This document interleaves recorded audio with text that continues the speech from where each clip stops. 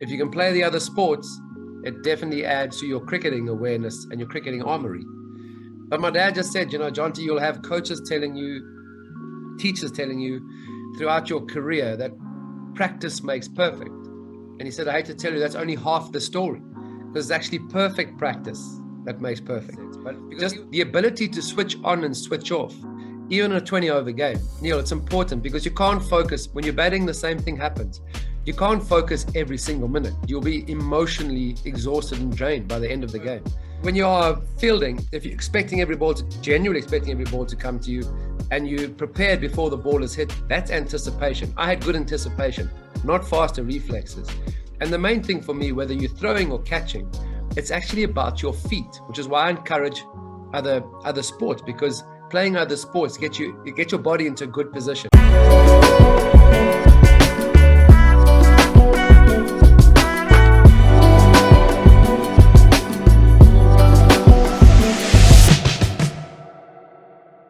Cricket Life Stories with me, Neel Khagram. Today we're joined by Jonty Rhodes.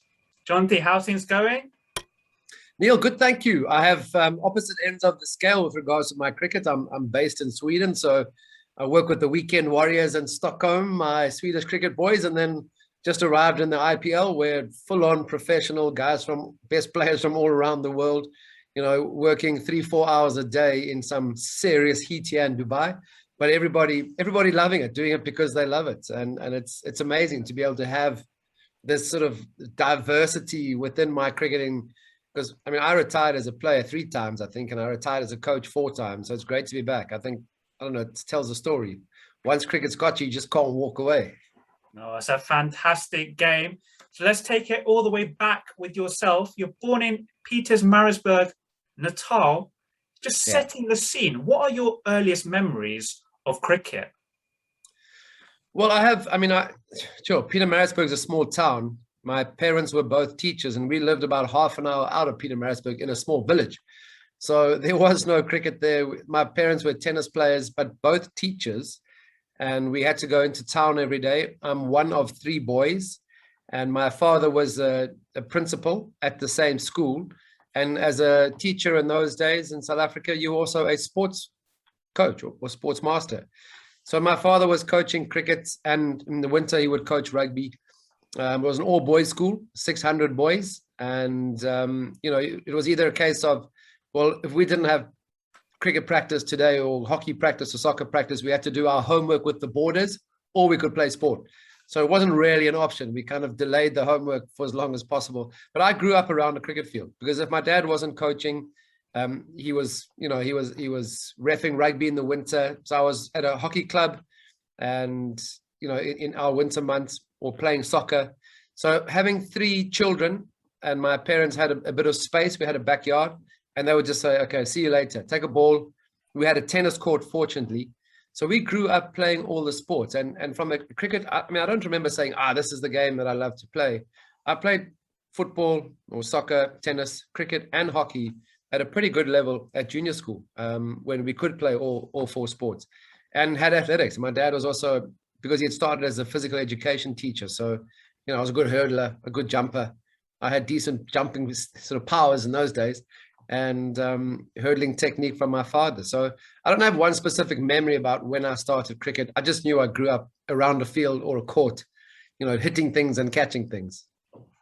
I read also you're a very fine hockey player as well. In terms of standard, you went to the the top. You also mentioned other sports. Is there something you'd also encourage youngsters to try out different things, hone your skills amongst different things, different sports, as you said, football, rugby, cricket, the hand-eye coordination element, having fun?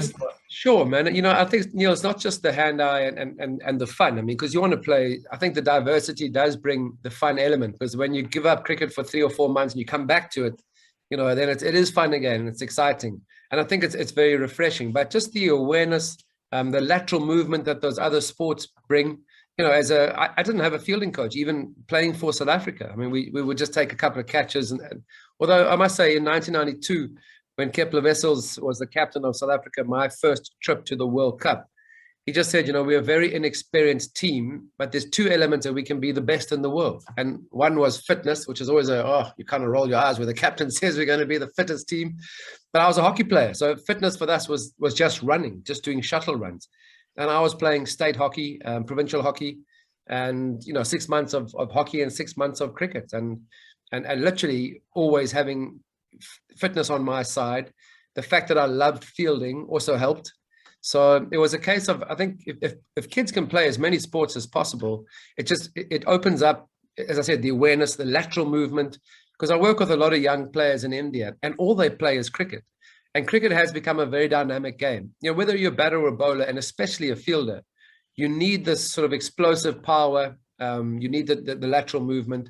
So if you can play as many sports as possible, I encourage the parents to get to the kids. I'm not sure it's like in the UK, in Sweden, where I'm now based, it's at a club, not at the school. So in South Africa, you just kind of stayed at the school, you finished work, your schoolwork, and then you went from the classroom to the sports field, and the parents had to come pick you up. Now you got to get to a club, so it's slightly more difficult. But if you can play the other sports, it definitely adds to your cricketing awareness and your cricketing armory. As you're rising through the ranks, just before you became a professional cricketer, what did your cricket training involve from a batting and fielding perspective specifically? Well, that's interesting how that has evolved, Neel, because I'm now one of 4 coaches here at the IPL, in the team. And most teams probably have 4 coaches, a batting, a bowling, a fielding, and then a head coach. And playing cricket for South Africa, we had one coach. You didn't have the cricketing accessories available, nets to throw, the flexible stumps. You had the wooden stump that you would borrow from the net. And my throwing was terrible. Throwing at the stumps, I wasn't very good. But I would practice diving, catching, diving stops because I saw myself as a goalkeeper. So even though I was hockey and football, I was the center forward trying to score the goals. I could see what the goalies were doing against me. They would come out the box or out the circle to cut the angle down. If they stood there, too easy to go either side. As a tennis player, I had to go to my backhand or my forehand from the serve. So I split jump, did that. So I kind of practiced all those different sports, but I try to practice. And that was the one thing my father, I'm very grateful for as a youngster. We don't always listen to our parents, but my dad just said, Jonty, you'll have coaches telling you, teachers telling you throughout your career that practice makes perfect. And he said, I hate to tell you, that's only half the story. Because it's actually perfect practice that makes perfect. Because he was coaching under 9 boys. He said, come down, watch these kids play. They have a great time, but they've actually achieved very little other than they've been babysat for 2 hours maybe. But skills-wise, they haven't improved anything. And he just said, you can be like that. You can have a great time in practice, or you can practice for 10 minutes of high intensity, because cricket is a game of habit. So after 10 minutes, if you start getting lazy or tired, you start practicing incorrectly. That's what your body remembers. So I think I'm really grateful to my father, because he just said, practice like you're playing in a match. And the 10 overs, Kepler Wessels was also a great example. He opened the batting in the test and the 50 overs. And his job as an opening batter was to see through the new ball. And he in the nets would actually leave as many balls as possible as an opening batter. It's changed. The game has changed. So you got your power hitters, power plays.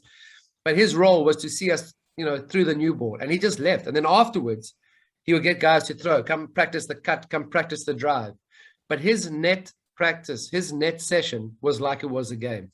And it was the same advice my father had given me. So it was easy for me to fit into Kepler Wessels, my first coach's or first captain's kind of, way of thinking, because that's what my dad had drummed into us as a very early age. So practice was just about trying to recreate game scenarios.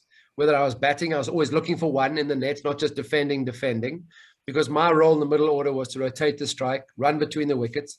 And when I was getting my iron, I would look for ones. I would know where the fielders were.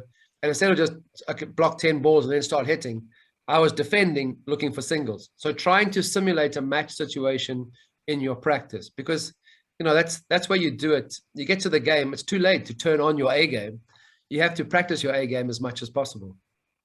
And then again, whilst you're rising through the ranks, and we talk about fielding specifically, was there a part of it that you enjoyed more than the other?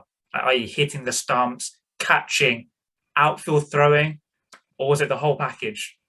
No, it was the whole package. I had way too much nervous energy, and I needed an outlet, and fielding was the best thing. I think the Australian guys used to have like a pot saying which over in Test cricket, because you play 90 in a day, which over in Test cricket would Jonty come to a standstill, like the wind-up toy? You know, the guys like, oh, the 65th over, or after lunch, he's going to stand still, or after tea.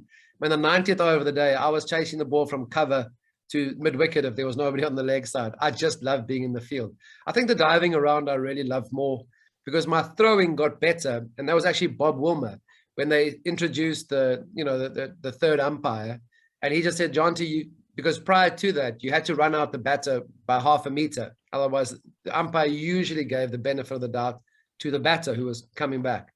So I think Bob Wilmer was the first coach that just said, with the third umpire, he can be on the line and he's still out. So take one more step, just get a bit more under control, because it was always about a fast release.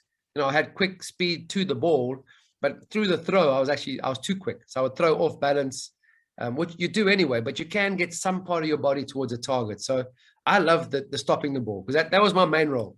Run outs and catches were a bonus, but my main job was to stop the ball like a goalkeeper. I had a 5-meter goal, and I didn't want the ball to go past. If someone were to ask you about the technicalities of fielding, is it being dynamic? So as opposed to just simply walking in, is it almost having that split step? When you're throwing, do you have anything in terms of the way you throw, shoulder position, etc.? Any nuggets of advice you could give? Yeah, I think people keep asking me about what elements make a good fielder, and there are a couple that you can work on. Obviously, reflexes, yes, but if I had better reflexes because of my fielding, I would be a much better batter. So I wasn't someone gifted with additional speed, or I wasn't the fastest guy over 100, but the first 5 meters I was really quick, quite short. But I anticipated, I expected every ball to come to me. So that was the first thing. So you can be a better fielder without actually doing a single bit of practice. If in the game you expect every ball to come to you, you're in a good position. Because if you're still walking in, coaches want to see the young players walking in, because then they know they're not daydreaming or fast asleep at third man or wherever. They're trying to hide them. So when you are fielding, if you're genuinely expecting every ball to come to you, and you prepared before the ball is hit, that's anticipation. I had good anticipation, not faster reflexes. And the main thing for me, whether you're throwing or catching, it's actually about your feet, which is why I encourage other sports, because playing other sports get your body into a good position. So if you're very upright, or if you're still walking in and you haven't done the split jump and you're able to move left or right, I think you always then a step behind. And especially for, in India, I got some tall, fast bowlers to work with, and the guys hit the ball so hard now that if you're not in a low position, they kind of fall onto the ground. And there's a couple of places still around the world where, even though there's grass on the outfield, it's still hard underneath. And if you're falling as opposed to diving, so staying nice and low from a strong base. When you're throwing, it's the same thing. I try and get guys to start by standing still, kind of working up their arms, and just start using your whole body. Because if you're not, power comes from the ground up, whether you're bowling, batting, or fielding, you have to have a solid base. And if without that base, you can risk injury. Your power kind of leaks away.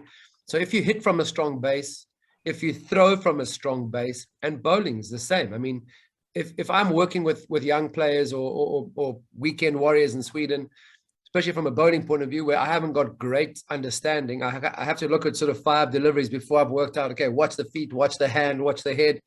Whereas if I'm batting, I can see one shot and go, okay, 2 things you need to change. It's usually the base. It's also pick up the bat, have a bat swing, not just a bat lift. Because too often we pick the bat up and we're way more concerned about our technique. Does it look like a textbook? You need to swing a bat. That's one thing that's certainly come in. Julian Wood's been amazing with his power hitting. It's a baseball, and it just makes so much sense. And I've followed Julian quite a bit. He came to one of the IPLs way back before even the power hitting came in, and he was sort of had I think a wobble board and trying to show guys how to hit from a base. And you bring the hands and the base into it, and suddenly you got guys hitting the ball miles without actually trying to hit the ball. So a lot of what we do on the cricket field is around your base, your feet. You have to be in a good position to bat, bowl, and field. And how did the path into professional cricket open up for you, getting into that Natal system? Talk us through that moment early in your career. Well, that was quite crazy. I mean, I was a university student. I made my debut in 98, 9, I think so, because we obviously overlapped. Our summer in South Africa is over in October through until February, March. So we kind of have it 88, 89. And that was my first year out of school as a university student. And also, my Gattings tour had been cancelled. It was a trip to the UK team had come on a rebel tour. And it didn't look like there would ever be a South Africa to play for. So playing cricket for my state or my province was the highest kind of thing you could ever do. So playing hockey for South Africa wasn't on. Playing cricket for South Africa wasn't on either. So being a young player in a Natal team, we only had 5 provincial sides, and we were probably bottom of the run. And the first game that I played, I was actually down as 12th man. The game was in Durban against Western Province, and they had a whole plethora of guys who had played in the Rebel series. Garth LaRue, Stephen Jeffries opened, Craig Matthews, Adrian Caper, we had Peter Kirsten, Dave Rundle. They just had an incredible team, and I was down to be 12th man because at school already I was known as a good fielder and had played well for the university team, but had just started the season. And one of our opening batters, Brian Whitfield, had to go and have his wife had a baby that morning. And it was a day before cell phones, and it was came through to the Tel cricket switchboard, and off he rushed, and we were down to 11 before the toss, and I had to play. And I managed to get 100 on debut. So, we weren't a strong team. We didn't win many games, but having got 100 at the start of my career just kind of took the pressure off me. And it was amazing. But I went there expecting to be 12th man and had my gear, luckily, and suddenly I was on the field playing against this incredible team. The international recognition followed pretty soon after the 92 World Cup, debut against Australia, that standout run out of Inzamam, which is well known around the world still. Again, how did that make you feel, that call-up? It's pretty early in your career. Well, it was a big surprise. People in South Africa were saying, "Who's this Jonty Rhodes guy?" I'd had obviously on the debut, I got 100, so there was a bit of a write-up, and then we were playing in a Benson Hedges 45 over day-night game, and Richard Snell, my school buddy, who was playing for Transvaal, we needed, in those days, you didn't get the extra run for the no ball. We needed 6-7 to win off the last ball of a semi-final, and he bowled, trying not to bowl a wide, or he just bowled a hip-high full toss, which I hit for 6. So he had to re-bowl it because it was a no ball. So I kind of got some recognition from that, but most of the people are going, because they'd left out, the late Clive Rice, Jimmy Cook, some really senior players, and they brought in Hansie, Cronje, myself, because Kepler had played for Australia. And he knew that the grounds then, there were no advertising. The advertising boards were actually the concrete, at the Wacker, there was a concrete wall. Same thing at Sydney, so in Durban, there were wooden pickets that you would slide into. So Kepler wanted faster guys in the outfield and faster guys between the wickets, because you didn't hit many sixes in those days. And it was a real surprise, because obviously, he hadn't communicated that to me or to Hansie. We were just announced into the side. And to say I was surprised, I was playing cricket with my Maritzburg varsity mates on a weekend. Was at the tea break. I think they announced the squad. We all huddled around the car radio, and everyone went, "What? You're in the team?" So yeah, big surprise, and just an incredible. And I think going to that World Cup with no expectation made it a lot easier for us. Because we didn't play great cricket. We played okay. We certainly acquitted ourselves pretty well for a team that had been out of the international arena for 27 years. And getting through to the final and having the rain come down for 10 minutes and change kind of the result where it was in the balance at that stage. But the fact that we got to the World Cup, the fact that we didn't disgrace ourselves and we came so close, it was something that you could not script at all, because we still weren't a democracy. They had released Nelson Mandela. We had a referendum then, and we were told halfway through that World Cup when the referendum was on, that if the referendum was no, they weren't going to go changing, and they weren't going to drop apartheid and unban the ANC. Then we would have to leave the World Cup halfway through. So it was such an emotional kind of roller coaster. But I think the naivety of our team probably stood us in good stead. No one also had done any homework against us because they had never seen us play. Then the Test debut also followed, 1992 against India. A lot of people understand the intricacies of the different tempos in long form and short form cricket when it comes to batting and bowling. But can you explain the fundamental differences from both the physical skill set and also a mindset perspective when it comes to fielding, differences between three forms of cricket now? Well, I think white ball cricket, whether it's the 20 over or 50 over, fielding has become such an important element. So, it's the power plays on, the guys play incredible shots. I mean, you're chasing 400, and if you've scored 400, doesn't mean you've won the game these days. So the fielding element is really important because guys give you half a chance. They're always taking the fielder on, whether it's from the boundary.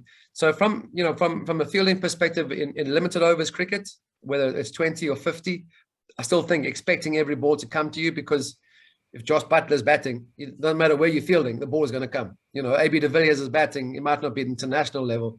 They don't call him Mr. 360 for nothing.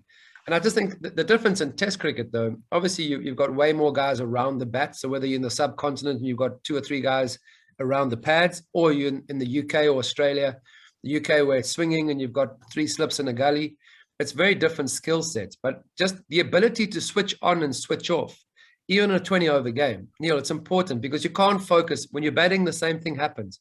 You can't focus every single minute. You'll be emotionally exhausted and drained by the end of the game. So I think fielding, I always loved the white ball cricket because there was a real atmosphere in the crowd.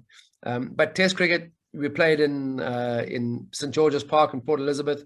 There used to be a band. They would come and buy their seats and they would play all these songs, these cover songs, and the whole crowd was singing. I think Mike Atherton at one stage had to ask the umpire, Steve Bucknell, to tell me to keep quiet, not because I was singing, but I was making too much noise at backward point. So I don't think the English team enjoyed the band too much at St. George's that year. But just that the ability to focus, because, I mean, the same thing in Test cricket. If you give Virat Kohli a second chance or Joe Root a second chance, you don't want to be dropping him in the slips, because if he's on 30, he's going to get the double 100, So fielding in Test cricket is just as important, because if you can back up your bowlers, keep building the pressure, that's just as good as almost taking a wicket. It actually is what usually does lead to a wicket in Test cricket. If the bowlers are bowling sort of on the right areas, then as a fielding team, you do have to back them up. If we just run through some of the standout moments in your career, perhaps the first Test century against Sri Lanka in the 93-94 season, the 5 catches in 93 against the West Indies, the most by an outfielder, that 117 at Lords in 1993. Any other standout moments? No, I think Lords obviously stands out because it is the home of cricket, and it's it's an incredible place to score 100 with the honours board there. And also, I just think on the day, I mean, we were 40 for 4 when I went to bat. I did get dropped in the slips. I did get caught on a no ball, so it was a very fortuitous 100. But at the time, I was batting with Hansie Cronje, and he just said, "Come, Jonty, we got a counter attack here because you're going to get out." Dominic Cork was swinging it. It was a kind of a setup where if you try to stick around, you probably get a good delivery that castled you. So he just said, let's counter attack here. So we put on a pretty decent partnership, and getting 100 at Lords was really special. But the first 100 was in Sri Lanka, and it was on day 5 trying to save a Test match. So I think that was pretty amazing. I mean, I wasn't even thinking of 100. In fact, I nearly got out at the end thinking, okay, I'm going for 100 now. I was on 96 and the game was virtually in the bag. But someone like Clive Eckstein batted for about 45 minutes to score 3. Pat Simcox batted for over an hour and a bit, batting at number 9 or number 8. So that was a pretty special day because heat in Sri Lanka, day 5, Murali's turning it. He's still a young guy at that stage, but he was difficult to read. And then the 5 catches. That was in 1993, as you rightly said, in the Hero Cup game against the West Indies in Mumbai. And that was the first time I've ever, I hadn't had much international cricket experience, but from the World Cup, because I think I ran out Inzamam, who was a Pakistan player, and India and Pakistan at that stage weren't the happiest of neighbors. And I'd almost got adopted by the Indians, and they'd never seen anybody field like that before. So to have 30,000 people, it was at the old Brabourne Stadium, so not the modern Banketti Stadium. So I think about 30,000 people chanting Jonty, Jonty in somebody else's country was pretty special. And to get 5 catches, kind of get told afterwards a world record, you go, what? There's a record for fielding? What are you guys on about? So it was a pretty amazing day because 2 of them were diving one-handed catches, and it was a hot and humid Mumbai day. So but other than that, I think my career, I'm not a guy that's good with stats. I'm not a guy that arrives at a ground and go, I remember the last time we toured here, kind of live. And I think maybe I batted too often like that, though, one ball at a time. And then once it's done, it's done. So not too much planning or reflection, possibly my downfall. Then what's one of the most difficult moments in the 1999 World Cup semi-final defeat to Australia? Well, the interesting thing, it wasn't even a defeat. I mean, we tied the game. So, it's actually, I do a bit of corporate talking, and I keep talking about the importance of one run and how I relate it. I give some examples. Is obviously the 99 World Cup, 2003, we tied the game against Sri Lanka in the World Cup. The rain came down, our last pool game. And then the 4-3-8 game where South Africa beat Australia in an ODI. Mackay and Herschel got 175, Graham Smith got 90, but Mackay and Tini off the second last ball got an outside edge down to third man for 1, which brought Mark Boucher back on strike, and he hit the last ball for 4. So, that one run out of 438 won us the game. So it's crazy, that Australian semi-final was disappointing in a way. I mean, we hadn't played our best cricket. Lance Klusener had just an incredible World Cup. He was, standout performer. And in fact, he was dropped on the boundary, went for 6. I don't know if it was Paul Rifle or Glenn McGrath. Somebody had dropped him on the boundary 2 overs before that sort of last ball. And we were out of it. And Lance brought us back into it. So it was, disappointing. But I mean, it's a case of, the end of the season, we were going touring somewhere else. So you had to put it behind you. I mean, I had 4 World Cups, didn't even get to a final, but I'm not disappointed. I had 11 years of international cricket. And for 30 years before me, players of all colors and creeds in South Africa never got the opportunity. So I don't have any regrets, even though we didn't win a World Cup. And these days, I mean, there's so many good teams around that it's quite difficult on your day, no matter what your ranking is. If you back yourselves and play to your best ability, it's going to be a good side that takes you down. So yeah, I don't have any real regrets around the cricket that I've played at all. Yeah, then Test cricket retirement came 2001, ODI in 2003. You had the stint at Gloucester in the UK as well. Yeah. Then when retirement did come fully, was coaching inevitable? So I know you went down the corporate route first, didn't you, before coming back into the game? So I had a fantastic season with the Gloucester guys in Bristol, and at the stage where they're even talking about coming back for a second season. And my wife at the time just said, okay, we've got one baby and she would like to have another one, but not while we're playing. So I have a Bachelor of Commerce degree. I then joined Standard Bank. Standard Bank were the white ball sponsor in South Africa. And I went on and I just said to them, they said, yeah, come into the marketing setup. And I said, please, in 4 years' time, the next player is going to retire and you'll use them. So what am I going to do in 4 years' time? So please, I trained as a business banker. And then fortunately for me, we actually launched Pro 20 in South Africa. I mean, with the Gloucester guys, we'd had, I think, the first T20 tournament competition, which we had got to the semi-finals. We didn't win that one. We won 2 other contests though with white ball. Mark Lane led an incredible, limited overs with Ian Harvey as the other pro. We had a very good limited overs team. And it was a case of launching the Pro 20 in South Africa with Standard Bank. I then became the account manager for the sponsorship. And I was kind of taken out of the banking scenario and then put it back on the marketing side. So, really grateful it was such an exciting time in cricket, because we kept asking teams that toured South Africa, please give us one T20. And they were all just going, no, man, this is not real cricket. It's hit and giggle and it's not serious. Whereas we were just seeing the crowds, the same thing that happened in the UK that year in 2003. I mean, Bristol only takes about 5,000 people then, and it was sold out every single T20 game. So it was a totally different crowd. Kids were coming, whole families were enjoying it. And we saw the same results in South Africa. So working for the bank was actually pretty sexy, believe it or not, because it wasn't about banking eventually. It was about launching Pro 20 cricket. And it was such good fun. And to see how it's grown, the product that is the IPL was certainly fireworks and dances. It all stemmed out of a bank in South Africa. So yeah, it really was amazing. Retirement and also kind of walking away, because you never quite know when should you retire. It was just, I was playing probably my best cricket. It was not a bad time to retire, where people are saying, why, come back, rather than cheapers. Come on, Jonty, give the young guys a go now. Haven't you had enough? So interesting times to make that sort of decision. Yeah, then when you moved into the coaching world, South Africa fielding coach, as you're involved in the IPL Mumbai, you had a stint with Kenya as well. You've got the Swedish project currently as well. You've seen a lot of great fielders try it after you, the greatest probably ever. Who is the best fielder in the world currently at present, in your opinion? Well, actually, that's quite hard because some of the guys are not playing international cricket anymore. So someone like a Jadeja is incredible. Ben Stokes, I think, he fields all around the ground. You know, in the slips during the Test matches, he takes incredible catches in the hot spots. You know, in limited overs cricket. But Jadeja for me is somebody who certainly is so quick in the outfield. You know, he produces results and he's so deadly accurate with his throw. I hate it when guys throw sidearm. He's the one player that I just say, leave it. You throw it because it's working. If it's not broken, don't fix it. The rest of the guys, I'm saying, come on, Malinga's retired. Don't throw round arm. You know, be in a stronger position. But I think, you know, having, and you spoke earlier, and when I retired, there was no IPL. There was, every team had one coach, maybe two, and it was always players from their own country.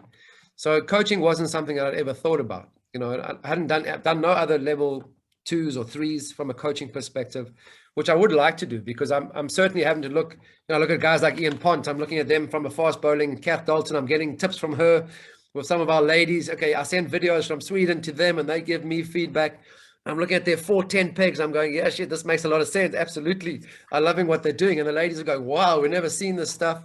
So coaching it's been really incredible. And I think from a global point of view, the world has just become smaller because teams have such a mix of players at the IPL and the PSL and, you know, all these competitions. You've got coaches from different continents and coaches from different countries and players from all over. So this incredible mix and the sharing of ideas has been amazing, and I've loved it. And the fact that you have Weekend Warrior, you know, that's my stint for the summer, and I work with players in very limited facilities and options to be actually to spend time playing, then going straight into an IPL. It's just such, no day is the same though, Neil. And I think that's what excites me, because every day is different. And it's, you know, it's what gets me up in the morning saying, flip, I absolutely love this job. So I'm hopefully in it for a while, because if I feel I'm making a difference, that's kind of where I want to be. Jonty, perfect. Just a one last one to end on. If a youngster came to you for your best piece of advice on fielding, what would you tell them?